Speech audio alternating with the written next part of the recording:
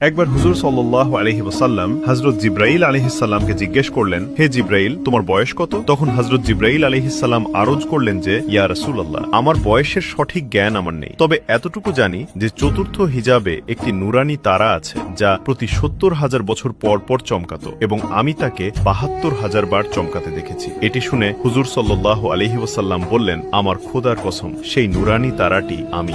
সুবহানাল্লাহ, আমি সেই তারা। এটি শুনে হযরত জিবরাইল আলাইহিস সালামের ওপর এক বিশেষ অবস্থার সৃষ্টি হল, যেন কোনো এক বিশাল সত্য তার কাছে উন্মোচিত হয়েছে। তিনি আরজ করলেন, ইয়া রাসূলুল্লাহ, এখন আমি আমার বয়সের আন্দাজ পেয়েছি এবং এখন আমি এটাও জেনে গেছি যে আপনার মাকাম কত উচ্চ, কারণ যে তারা ৭০,০০০ বছর পর চমকায় এবং তাকে ৭২,০০০ বার দেখা যায়, তার মানে এমন এক সময় যা মানুষের কল্পনারও অতীত।